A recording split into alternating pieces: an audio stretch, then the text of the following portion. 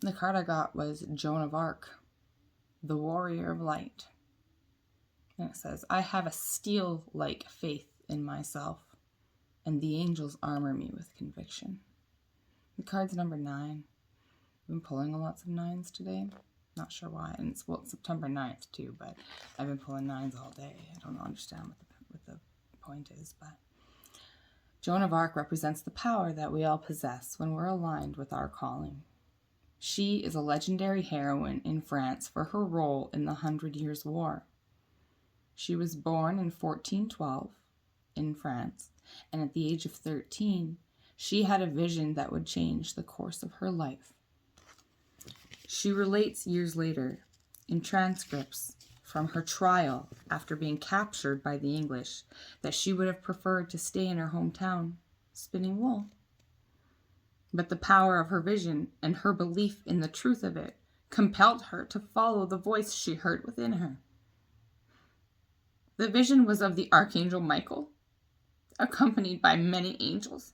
I figure why not just give a few disclaimers. You guys don't know my whole life story yet. The reason I was starting to cry here is because this was touching me so deeply on a soul level. Because it went public with it, so I do have the videos somewhere on an SD card. A couple years before that or something, at least a year before that, where Archangel Michael, he is the first archangel to come through, like telepathically, psychically, whatever, right, to me. And that is why he is one of the most commonly widespread known archangels, actually, is because he's the archangel of the first ray, the blue ray of divine will, protection, and lots of other energies, but he typically comes in first. Anybody who's ascending, because he's the first ray archangel. So, but yeah, I didn't know that at the time. I was just like, wow, Archangel Michael for you too? She said, I saw them with my bodily eyes, as well as I am seeing you. And when they left, I wept. The Archangel Michael told her that she was meant to drive out the English from France. Dressed in men's armor, Joan of Arc led several campaigns against the English and became a symbol of hope. The power of her conviction that she was acting on God's behalf shifted the tenor of the war in France's favor. She was captured in May of 1430 and taken to Rouen, which was then under English rule. A heresy trial led by Bishop Cochin charged her with the repeat offense of cross-dressing. She was condemned and sentenced to death in May of 1431.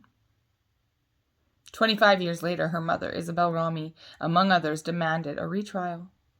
115 witnesses were called to testify on Joan's defense. She was declared innocent in 1456, and Pope Benedict IV canonized her in May of 1920. When your soul selects her card. During Joan of Arc's heresy trial, her interrogators asked her if she was in a state of grace. She answered, if I am not, may God put me there. And if I am, may God so keep me. Her unfaltering faith in the truth of her own visions made the impossible possible. As a teenager, she led an army that changed the course of history for France. And because of the trials, we have sworn testimony detailing the courage of her conviction and her own testimony about her visions of the Archangel Michael who inspired the course of her actions. Act and God will act, she said. The faith she had in her vision allowed her to take on a task that had never been done before by a young woman. Her every action chanted, I am not afraid. I was born to do this. She is associated with the fleur-de-lis, known as the flower of light. It represents the Trinity, the profound truth that the Trinity would not exist without Mary and her brave response to the angel Gabriel's call. Joan, like Mary, knows she is directly connected to the divine from within her, and she allows that connection alone to guide her. Joan of Arc's life is a testament to what is possible for us when we believe steadfastly in our own vision.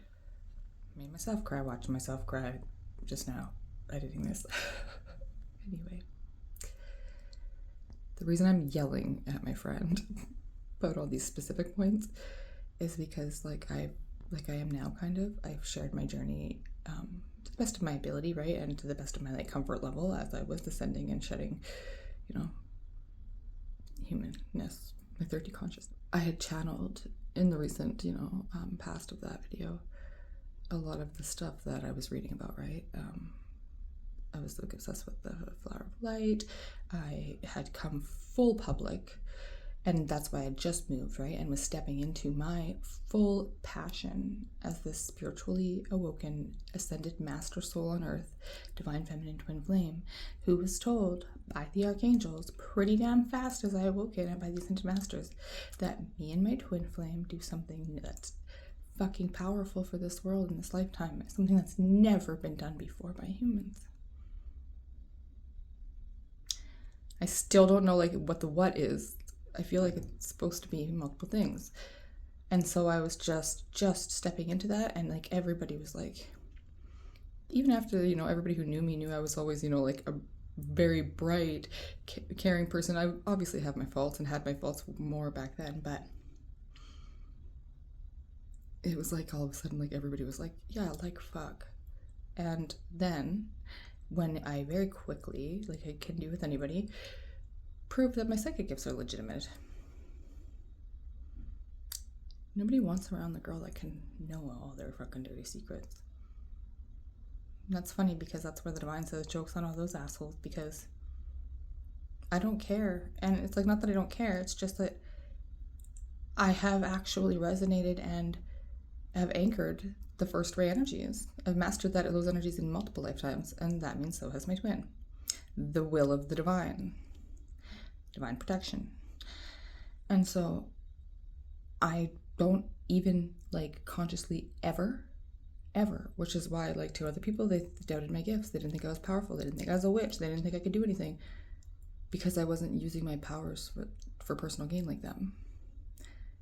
Because the divine told me, you'll be one of the most powerful people on this planet if you listen to our training. Just remember simple short form rule that your purity is your power. Don't step over the rules we tell you, which are essentially just like love one another and treat everybody nice and don't hurt and oppress people and try to help when you can. It's not even hard. And they said, and you'll excel at a rate faster and you'll ascend at a rate faster than anybody has before. Like other saints, they told me. And I was like, oh snap. Okay, well that sounds like the best way to do it. And as somebody who was a very, like I said, good, astute student, I've been given this my all. Which is why, some people judge because I share still so much of the emotion. Well, I'm still getting really, really hit hard in the physical. But that's because me, like every one of you, sometimes need to learn things that I might have already known or thought you learned, right? And then there's bigger, unfortunate scenarios. And then if you have a really big purpose, though, and that's the one thing that I really want to explain to anybody that resonates as a twin flame or a chosen one or targeted individual, that means you're special. It just does. Get to a place where you can say it proudly, even if you can't fully accept it, because even me sometimes I'm like, well, it's fucking, but like, it's not like uncomfortable to say. You gotta own that because it's true. Even if you don't know why. Half the shit that I feel like they are so like good to me, and like even though like you guys see me suffering financially and stuff, and so maybe people are like, well, the angels aren't really helping you out, because that's exactly where I was actually at too. At first I'm like, angels, we can instantly manifest. I'm in the best of vibrations. Where's all my money? They're like, well, right now, but you're asking for it. But anyways, there's always something, right? But I knew, I was told then how powerful my purpose was by the archangels, just like Joan of Arc. And now here we are on the precipice of war, as I'm actually trying to discuss with my guides and the ascended masters and angels, like, okay, you brought this to my awareness all of a sudden now, without any pre-warning. And I'm feeling called, like they want me to do something. At the same time, they're just saying focus on me right now and heal and stuff, but like, which is why I'm telling you guys the same guidance, like worry about yourselves, love yourselves, and then just be the love in every moment if things go down, right? But at the same time, a prophet, I feel like I should be more useful. Even though, like, I don't feel useless, but it's just like, I know I can do better. I know it. Even without my twin. Because this is what also I'm stumbling over, because they keep telling me, like, no matter what, even if it's, you know, he doesn't align, because, like, he's just really doing this karma right now. If he doesn't align, they're like, well, don't worry, we'll send you a new one. And I'm like, I've already told them, like, well, I've told them crazy things. Like, I will kill myself. And, like, it's not that I was trying to be dramatic or whatever, and I was just like, you guys have been telling me for fucking 5 years straight now. I didn't even know what twin flames were when I started this path, right? I'm like, that my purpose is my person, because my purpose beyond, like, after that, I can't even know. It's always, you have to take one step, right? And as they said, they're like, keep doing what you feel called to do. So that's why the YouTube channel, the projects, all the things, the writing, the psychology, those are all things I felt called to do, and I'm doing, you know, on the path. Which is why, like, I felt like mostly I've been doing it. I haven't, like, I didn't think I was really so much leaving my life on the back burner to chase him. I didn't at all, I didn't think. Just until recently, I guess, a little. But yeah, and so I know when I feel, and this is what's really pissing me off, because, like, I gotta let that motherfucker go for real. In a way I've never done before. Like, I'm doing that right now, but, like, I gotta stick with this. Because that's how he's treating me. That's seemingly what he wants.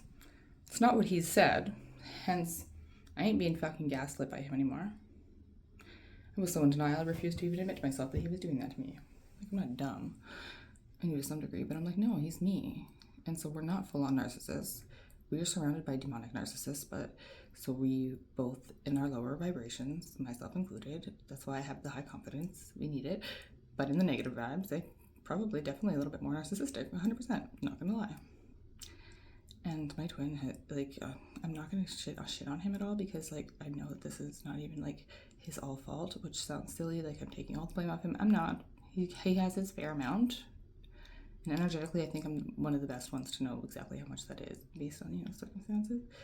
Because my poor guy's ego is still pretending he's not being manipulated at all. And so I have to step away and not put my 2 cents in it anymore. But here, I can say whatever I want. I'm not saying his name. Fuck you, is my channel. Anyways. Big purpose. Big. Which is why, like, with big purpose comes big lessons, big destruction, big upheavals, big divine interventions, big divine shakeups, big divine redirections, because a leader has to lead. Whenever I think of that, I think both my grandpas in this lifetime, but my one grandpa used to say, you're a walker, not a talker, my girl, keep walking. Meaning, like, do something, you know, like, own it and demonstrate. Don't just say things. Demonstrate. Leadership is what we're supposed to do as twins. All the twins. And so, and authentic leaders, that's, you know, the biggest part. Training the world to be authentic and act from a love-placed or a heart-spaced center. Jesus Christ, could I talk? No, because I'm being gassed in my frickin' hotel. Have you guys looked at my... Look how, like, okay, that's why I keep, like, looking, not getting this angle, because look how red it is. That's these allergies that I don't know what they are, apparently, or whatever, just poison the psycho stalkers just keep giving me. And so, yeah, I don't even know. Like, I know that there's definitely so many corrupt police dealing with me. Like, I just started singing Lamb Chop in my head when I was thinking, the list goes on and on, my friends. Fuck me. Some people started singing it like fucking with me, not knowing what they were doing. And then more people joined them and they just kept doing it on and on because they're stupid, fucking corrupt assholes. Just kidding, I took it a little bit too far, but it's having fun with it. Yeah. And so, and I know, like, some judges, you know, and lots of people that were just, like, affiliated in different ways that I've just been learning, right? Like, you're just like, what am I gonna understand? Why are these bitches doing it? And I was like, they're not Masons. And I was like, oh, these cult witches. Oh, okay. And then, like, I'm a cult witch's fucking worst nightmare, because I'm authentically powerful and pure and none of the, like, lower vibrational things that they are. You know? Like, it's weird. But anyway, so...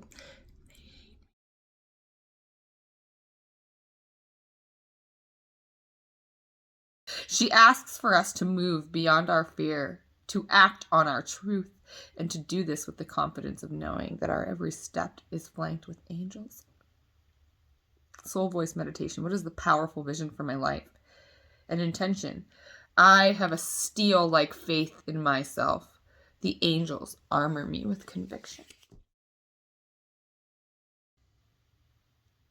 So I know that no matter what you say, you don't believe in me, which is why you're stuck there and you're going to be stuck having to be with everybody else while I go. You know what I mean? It's why we're going to continuously just grow further apart in growth. I mean, I am stringing you along a bit, but I keep trying to cut all my cords to you and everybody else for that reason, because you guys just hold me back. Unless you guys get on board with me, then you're just stealing, and literally you guys get to steal my energy because I'm that beautiful and powerful in my soul. But the card that I just pulled made me really proud, and you were my best friend for 20 years. And had you had some faith in me, right, you'd be a lot better off for this. And so would I, because I would have had, you know, someone in the world who wasn't a complete selfish piece of shit and only worried about what was going to happen to their own lives. But the friend's special. I wish you would have saw that before we were broken apart. I would have really loved to share what's going to happen in my life going forward with you. And I really hope that one day you do before gone, because this is real. And I know that every time I say it, I sense your disbelief, and it fucking makes me sick a little bit. I'm not going to lie.